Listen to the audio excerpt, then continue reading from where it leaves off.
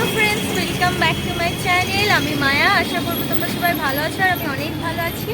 তো আজকে আমরা এসেছি শোভাবাজার মেট্রো স্টেশনে। এখান থেকে শুরু করব ভূতনাথ মন্দিরে যাওয়া। তো চলো এখান থেকে শুরু করি। এখানে দেখতে পাচ্ছ শোভাবাজার মেট্রো স্টেশনের সামনে আমি আর আমার ফ্রেন্ডস দাঁড়িয়েছি। এখান থেকে আমি এবারে যাবো ওই যে ওইদিকে দূরে মন্দিরটা দেখতে পাচ্ছ, ওই মন্দিরটার ওই দিক থেকে। তো আমরা 3 নম্বর গেট দিয়ে বেরিয়ে সোজা দিকে দেখতে পাবে যে একটা মন্দির আছে বাইপাসের পুরো সামনে। তো ওই রাস্তাটা বাঁ দিক দিয়ে আমরা যাব। তো চলো দেখতে পাবে যে এই দিকটায় আরেকটা মন্দির রয়েছে, এখানে একটা ছোট্ট করে পাশে। তো তার সামনে দেখতে পাচ্ছ এই সাদা কালার বিল্ডিং। এই রাস্তাটাই কিন্তু সোজা তোমাদেরকে যেতে হবে। গেলেই তোমরা একটু গেলেই দেখতে পাবে, আবার ডান দিকে বেঁকলে এইখানটা দেখতে পাচ্ছ এই মিষ্টির দোকান আছে, একটা স্টোর মতো। এই স্টোরটার সামনটা দেখতে পাচ্ছ লাল কালার বিল্ডিং একটা লম্বা করে চলে গেছে। এই রাস্তাটাই কিন্তু গেলে একটু গেলেই পড়ে যাচ্ছে তোমাদের কোমরটুলির গলিটা। মানে এখান থেকেই হবে মানে ঠাকুর প্রতিমা তৈরি করা বা মানে বেশ সুন্দর। আর আমরা তার উল্টো দিকে রাস্তাটা দাঁড়িয়েছি, এবার রাস্তাটা ক্রস করে ওই দিকটা যাব।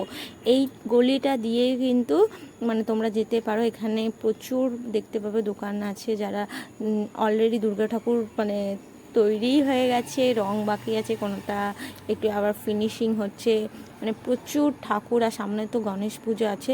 দেখতে গেলে এখানে গণেশ পুজোর জন্য এখন প্রচুর গণেশ ঠাকুর তৈরি হয়েছে। দেখো এখানে কত সুন্দর সব গণেশ ঠাকুর। আর এখানে তো এখন অবধি মানে রং হচ্ছে, যদিও বা আরও 2-3 দিন বাকি আছে গণেশ পুজো। তো দেখো এখানটা কিন্তু অলরেডি দুর্গা ঠাকুর কত বড় দেখতে পাচ্ছ তৈরি হয়ে গেছে। আর এখানে ছোট ছোট এগুলো হয়তো বাইরে যাবে। তো এগুলো সব দেখো রং করা হচ্ছে, যেগুলো ছোট ছোট তো সেগুলো রং করা হচ্ছে। আর এখানে দেখো প্রচুর মানে গণেশ ঠাকুর বেশ সুন্দর করে সবগুলো নিখুঁতভাবে সাজানো। আর এখানটা দেখো বিভিন্ন রকম সব পাটাশিগুলো তৈরি হচ্ছে মানে ঠাকুরের। আর এখানটায় তো আমি দেখে অবাক, এত বড় মানে গণেশ ঠাকুরটা। মানে তোমরা দেখতে পাচ্ছ ওই লোকটা যে কাজ করছে সে কতটা হাইটে, মানে ঠাকুরের পায়েরও মানে তবু হাঁটুর নিচ পর্যন্ত অনেকটা বড়। আর এই রাস্তাটা দেখতে পাচ্ছ এই দিকটা চলে যাচ্ছে গঙ্গা। তো গঙ্গার ওই দিকটায় গেলে কিন্তু তোমরা ভূতনাথ মন্দিরের রাস্তা যেতে পারবে। তো আমরা যেহেতু কুমোরটুলি ঘুরতে ঘুরতে তারপরে এই রাস্তা দিয়েই গেছিলাম। তো তোমরা যদি এইভাবে আসো তাহলে দেখতে পাবে ওই গলিটা দিয়ে আসলে তো এইখানটা একটা সোজা মন্দির পড়বে, তারপরে ওই গলিটা দিয়ে আসলে এখানটা একটা হেলথ সেন্টার মতো পড়বে। দেখতে পাচ্ছ এখানে হেলথ সেন্টার মতো। ওই রাস্তাটা কিন্তু পুরো একদম সিধা আবার গেলে একটা রেল স্টেশন মানে রেল যাওয়ার রাস্তায় ক্রসিং করলেই তার ওই দিকটায় তোমরা দেখতে পাবে যে গঙ্গা রয়েছে। তো এই রাস্তাটা এবারে সোজা গেলেই কিন্তু পুরো একদম পড়ে যাবে ভূতনাথ মন্দিরে। তো এইভাবে কিন্তু আমরা ভূতনাথ মন্দিরে ওখানটায় গেছিলাম। আর দেখতে পাচ্ছ কত সুন্দর একটা ওয়েদার। আর এখান থেকে ভিউটা জাস্ট দেখো, জাস্ট কতটা সুন্দর লাগছে, ভীষণ সুন্দর। আমার কিন্তু খুব ভালো লেগেছিলো। আর এখানটায় গিয়ে তারপরে আমরা দেখলাম যে এখানে সবাই ঘুরতে আসে, কেউ ফটোশ্যুট করছে। ভীষণ সুন্দর জায়গা। আর এত সুন্দর জায়গা আমরাও ফটোশ্যুট না করে থাকতে পারলাম না। তো আমরাও একটু নিজেদের ফোনে। তো এখন আমরা যাচ্ছি মন্দিরের দিকে, ভূতনাথ মন্দির। তো চলো যাওয়া যাক। অনেক দিন বাদে আমরা দুজনে কিন্তু একসাথে ঘুরতে এসেছি, আর অনেক দিন বাদে আমি ব্লগও বানাচ্ছি। তো ময়নাদি তুমি বলো আমার সাথে ঘুরতে তোমার কেমন লাগে? আমার সবসময় ঘুরতে ভালো লাগে। আর আমার সত্যি কথা ঘোরার পার্টনার বলতে এই আমার এই ফ্রেন্ড। তো যাই হোক আমরা দুজনে কিন্তু শেষ সাজুগুজু করে ঘুরতে চলে এসেছি। এই একটা মডেল ছেড়েছে, আমি কিন্তু বাড়ি সেই গৃহবধূটাই আছি। সে যাই হোক মানে আমি মানে আমাদের দুজনের কারোরই প্ল্যান ছিল না ঘুরতে আসবো বলে। তো বলে না ঘুরতে যাওয়ার হলে কখন কোথায় ঘুরতে চলে যাবে কেউই বলতে পারে না। তো সেই রকমইটাই হয়েছে। কাল ফোন হলো ঘুরতে যাবো, তো আমিও ঘোরার জন্য এক পায়ে সোজা। তো আমিও বললাম যে যাবো, তাহলে চলো ঘুরতে। তো ওই জন্যই আর কি এই রকম, আমার কোনো প্ল্যান নেই। আর এখানে চলো বেশি না কথা বলে এবার মন্দিরের দিকে যাই।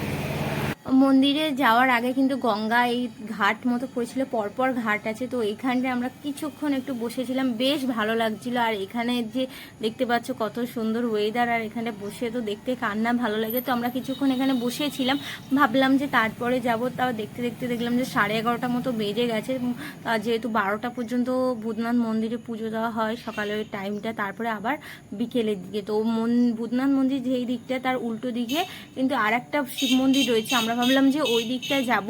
তো যেহেতু ওই দিকটাও ঘোরা হয়নি, তো এই আহিরটলি ঘাট থেকে কিন্তু ওই দিকটায় যেতে হবে। তো এখান থেকে আমরা টিকিট কেটে নিয়েছিলাম ওই দিকের মন্দিরে যাব বলে। তো চলো, তো আমরা এখন ওই দিকে শিব মন্দিরটার দিকটা যাব। এখন হচ্ছে ভূতনাথ মন্দিরের মানে গেট বন্ধ আছে, পুজো দেওয়া যাবে না, বিকেলবেলা হলে খুলবে। মানে এখানে সকাল থেকে 12টার মধ্যে পুজো দেওয়া যায়, তারপরে বন্ধ হয়ে যায়। তো আমরা এসেছিলাম 12টার মধ্যে, কিন্তু আমরা ওই দিকটা একটু বসেছিলাম। তো বিকেলবেলা যখন খুলবে তখন আমরা পুজো দিতে যাবো, তার আগে উল্টো দিকে ঘাটের ওই দিকটায় আমরা যাচ্ছি।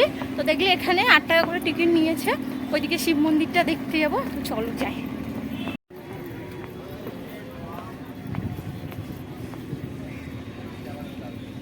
তো তাড়াহুড়ো করে আস্তে আস্তে কিন্তু আমি তাড়াতাড়ি চলে এসেছি, যেহেতু এটা একদম হর্ন দিয়ে দিয়েছিল যে ছেড়ে দিচ্ছে বলে। আমি তো তাড়াতাড়ি উঠে গেছি, কিন্তু আমার পাশে আমার বন্ধু উঠতে পারেনি, অতটা রিস্ক নিয়ে আর ওঠেনি বেচারি।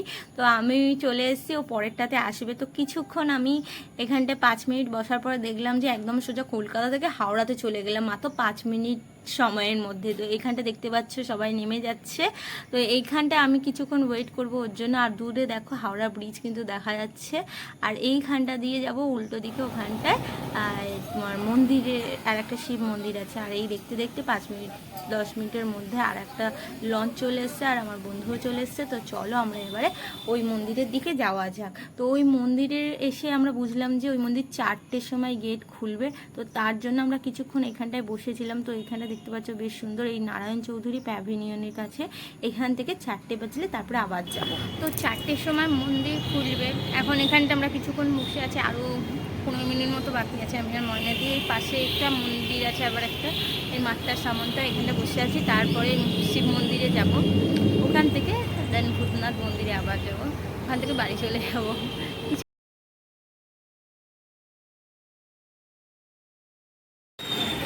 তো মন্দিরের গেট খুলে দিয়েছে।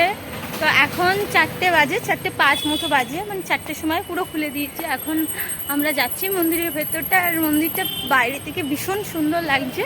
তো দেখো শুধু একবার কত সুন্দর মন্দিরটা, ওই দিকে মন্দির দেখা যাচ্ছে। তো যাবো, চলো।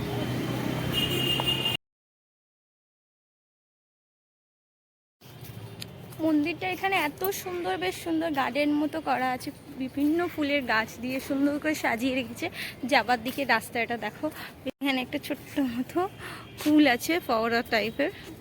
দেখো কত সুন্দর মন্দিরটা, ভীষণ সুন্দর।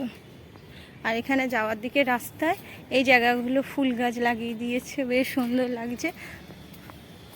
এটা হচ্ছে মেন শিবের মন্দির। আর তার মন্দিরে ঢোকার আগে কিন্তু দুদিকে দুটো কল আছে, এখানে হাত মুখ ধুয়ে কিন্তু মন্দিরে প্রবেশ করতে হবে।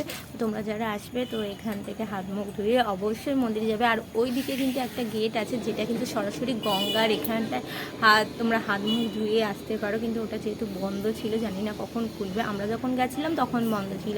আর দেখতে পাচ্ছ আমি হাত মুখ ধুয়ে কিন্তু প্রথমে শিব মন্দিরে চলে গেলাম। এটা হচ্ছে শিব মন্দির। তো এখানটায় অনেক বড় একটা শিব ঠাকুরের মূর্তি আছে, সেটা পরে আমি তোমাকে দেখাবো। তো এইখানটায় শিবলিঙ্গ আছে। তো এইখানটায় আমি আগে প্রণাম করে নিলাম ভগবানকে, এটা মনের কথা জানিয়ে নিলাম। আর তারপরে দেখতে পাচ্ছি এখানটায় ঘুরে আবার উল্টো দিক দিয়ে আসছিলাম, মানে একই মন্দিরটা বেশ বড়, দুদিক থেকে মানে 4দিকে একটু ঘুরছিলাম। তো যাই হোক, মন্দিরের গেটটা কিন্তু তখন খোলেনি, তা বাইরে দিয়ে একটু প্রণাম করলাম। কত বিশাল বড় শিব ঠাকুরের এই পঞ্চমুখলা মূর্তিটা, যেটা গঙ্গার ওই দিক থেকে কিন্তু বেশ দেখা যাচ্ছিল। আর তারপরে আমরা চলে গেলাম এই যে এখানটা একটা সুন্দর মতো বেশ করা রয়েছে বিভিন্ন ঠাকুর দিয়ে। আর ভেতরটায় গুহা মতো করা আছে, এইবারে গুহার ভেতরটা দিয়ে গিয়ে তো দেখলাম এখানে যত মানে এই আছে যে বড় বড় শিব মন্দিরগুলো, সেই শিব মন্দিরের এক একটা মানে মন্দিরের ডেমো করেছে, যে এখানটায় দেখাচ্ছে বিভিন্ন বিখ্যাত বিখ্যাত মন্দিরগুলো, তো পাশে নামও লেখা রয়েছে। তো বেশ আমরা ঘুরে ঘুরে দেখছিলাম, আর এই জায়গাটা পাশে ডিটেল সমস্ত কিছু দেওয়া আছে। তো সবগুলো হিন্দিতে রয়েছে, তো আমি অতটা ভালো হিন্দি জানি না। তো যাই হোক, কিছু কিছু মন্দিরগুলো তোমাদেরকে আমি একটু একটু করে দেখাচ্ছি, আর সমস্ত ডিটেলসগুলো কিন্তু পাশে লেখা রয়েছে। আর আমি এই মন্দিরটা গিয়ে দেখলাম বেশি মানে বাংলায় আর কি বেশি কোনো জিনিস নেই, এখানটা হিন্দি আর ভাষাভাষী লোকেরা পাশাপাশি থাকে, তার জন্য সব কিছু প্রায় হিন্দিতেই লেখা। আর সামনে দেখতে পাচ্ছ কেদারনাথ মন্দির, তো এই কেদারনাথ মন্দির দেখে আমরা ওই দিকটা ঘুরে আর চলে এলাম। আর এখানটা দেখতে পেলে খাটু শ্যামের মন্দির, তারপরে রাম লক্ষ্মণ সীতা, এই যে এখানে মন্দির রয়েছে। আর ভগবান এনাদেরকে সন্ধ্যা আরতির জন্য তৈরি করছিল ফুলের মালা দিয়ে। আর তারপরে আমরা মন্দির ঘুরে আবার গঙ্গার ওদিক থেকে চলে এলাম ভূতনাথ মন্দিরে যাবার জন্য। এইখানে রাস্তার এই দিকটা দেখতে পাচ্ছ, এখানেও শিব মন্দির। আশেপাশে কিন্তু এই রাস্তাটা গলি গেলে প্রচুর শিব মন্দির দেখতে পাবে।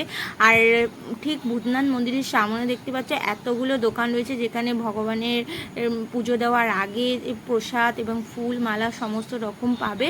আর মানে ওখানে যেই বিধি নিয়মে আর কি পুজো হয় ভগবানের 3 বেলা, তো সেই সমস্ত কিছুই কিন্তু এই দোকানগুলোতে পেয়ে যাবে। তোমরা যারা আসবে এখান থেকে কিন্তু নিয়ে মন্দিরে যেতে পারবে। আর মন্দিরটা দেখতে পাচ্ছ সামনে, আর তার পাশে রয়েছে রবীন্দ্রনাথ ঠাকুরের সমাধিস্থল। এবারে আমরা কিন্তু মন্দিরটার ভেতরে যাবো। আর এখানটা এই বোনটা এসে গেছে, তো এ সবাইকে তিলক করে দিচ্ছিল, তো 10 টাকা করে মূল্য নিচ্ছে। আর কত সুন্দর বেশ মহাকাল বলে লিখে দিল, আমাদের দেখো দুজনের মাথায় করে দিলাম। এবারে কিন্তু মন্দিরের ভেতরে গিয়ে আমরা পুজো দিয়ে দেবো। তো আমার পুজো হয়ে গেছিলো।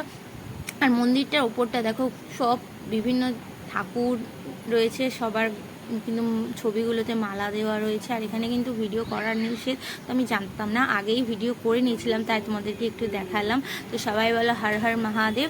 তো আমাদের এখানে সন্ধ্যা আরতি মানে দেওয়া হয়নি, তো আমরা ধূপ দিয়ে দিয়েছিলাম। তো আমাদের যেখান থেকে মিষ্টি টিষ্টি কিনেছিলাম আর কি, এটা আমাদের মানে দেওয়া হয়নি, তাও আমরা কিনিনি। তো এখানটা দেখো সবাই কিন্তু বেশ আরতির মতো করছিল। তারপর পুজো দেওয়া হয়ে গেল, একটু সন্ধ্যা আরতি দেখে আমরা রবীন্দ্রনাথ ঠাকুরের সমাধিস্থলে এখানটা এলাম। আর এখানটা এসে দেখলাম তো বাবা, এটা তো কোনো দিক থেকে সমাধিস্থল লাগছেই না, উল্টে এখানটায় সবাই ঘুরছে আর বেশ সুন্দর ওয়েদার লাগছিল। আর আমরা বাড়ি যাওয়ার জন্য আস্তে আস্তে চলে আসছিলাম, আর সারাদিন কিছু তেমন খাইনি, তার জন্য একটু খেয়ে নিলাম।